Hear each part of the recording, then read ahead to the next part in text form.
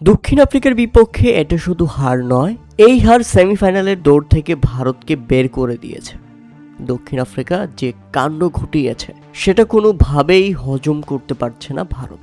Match শেষে যদি আপনারা দেখেন, দলের প্রধান coach Gautam Gambhir, bowling coach মণি মোরকেল, এমনকি দলের অধিনায়করা মিলে যেভাবে কথাবার্তা বলছিলেন, যেভাবে বসেছিলেন তারা মন খারাপ করে, সেটা দেখেই ইঙ্গিত করা যায় কতটা চাপের মুহূর্তে আছে এই মুহূর্তে ভারত।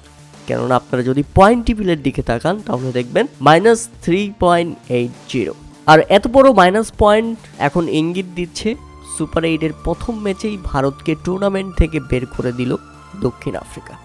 হ্যাঁ, এই সরল সত্যিটা শুরুতেই স্বীকার করে নেওয়া যাক। ভারতের জন্য আইসিসি যে কোনো টুর্নামেন্টের সূচি বানায় এমন ফরম্যাটে যেখানে থাকে প্রশ্ন, যেখানে থাকে হাজারো গুজামিল। এমনকি ভারতের সঙ্গে কে ফাইনাল খেলবে সেটাও আগে থেকে নিশ্চিত করে ফেলে আইসিসি। কিন্তু ভারত যদি কোনো ম্যাচে হুট করে ভুল করে বসে, তাহলে আইসিসির কিছুই করার থাকবে কি? নাকি তারপরেও আইসিসি কিছু করবে ভারতের জন্য?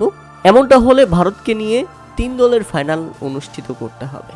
অর্থাৎ যারা সেমিফাইনালে খেলবে তাদের মধ্যে ফাইনাল বাছাই হবে। ফাইনাল হওয়ার পরে যে হারবে তার সাথে ভারতের আরও একটা ফাইনাল।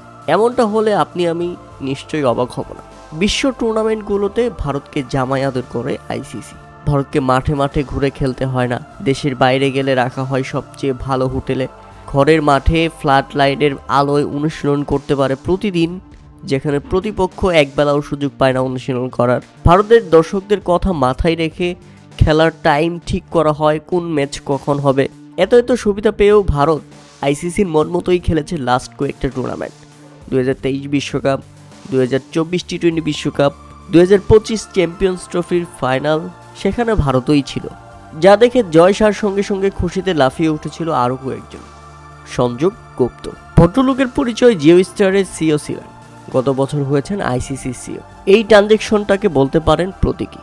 আইসিসি তো এখন জিও স্টারই চালায়। জিও স্টারের সেই ভারত ব্যবসায় কি পরিমাণ ভাটা পড়তে যাচ্ছে এবার একবার চিন্তা করুন। দক্ষিণ আফ্রিকার সঙ্গে 76 রানের বিশাল ব্যবধানে হারের পর এই প্রশ্ন আরও জোরে সরে উঠেছে সামাজিক যোগাযোগ মাধ্যমে। কারণ পরের 2 ম্যাচ জিতলেও সেমিফাইনাল নিশ্চিত করতে পারবে না ভারত। তাকিয়ে থাকতে হবে অন্য দলের অন্য ম্যাচের দিকে। শেষ পর্যন্ত ভারত যদি বাদই পড়ে যায় সুপার 8 থেকে, যদি সেমিফাইনালে জায়গা না হয়, দর্শকরা আগ্রহ হারাবে, বড়সড় একটা ধস নামবে এবারের টি-20 বিশ্বকাপে। এমনও হতে পারে টিভি রেটিং নেমে যাবে অর্ধেকেরও বেশি কমে।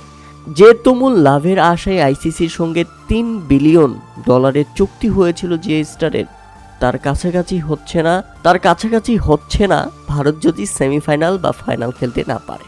আর এটা দেখে ইতিমধ্যে আইসিসির কাছে টাকা কমানোর প্রস্তাব দিয়েছে জিও স্টার। কেননা বড় ধরনের লসের মুখে পড়তে যাচ্ছে তারা। পরে যদি নিশ্চিতভাবেই ভারতের বিশ্বকাপ শেষ হয়ে যায় সুপার 8-এই, তাহলে তো চুক্তি থেকেই বেরিয়ে যাওয়ার সম্ভাবনা আছে জিও স্টারের। এখন বোধহয় জয় শাহ, ভারতের টিম ম্যানেজমেন্ট সবাই মিলে সারা রাত জেগে গুপ্ত হিসাব করছেন কিভাবে সুপার 8 থেকে ভারত বাদ পড়লেও ভারতকে সেমিফাইনালে তোলা যায় এবং সেমিফাইনাল থেকে ফাইনালে নিয়ে যাওয়া যায়।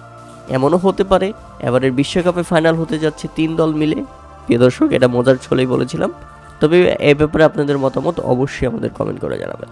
ভারতকে এক ম্যাচেই খেলে দিয়েছে দক্ষিণ আফ্রিকার জন্য অভিনন্দন। আশা করছি তারা দারুণ একটি কাজ দেখিয়েছে। ভারতের মাটিতে ভারতকে এভাবে টুর্নামেন্ট থেকে বের করে দেওয়ার পথটা পরিষ্কার করে দিয়েছে।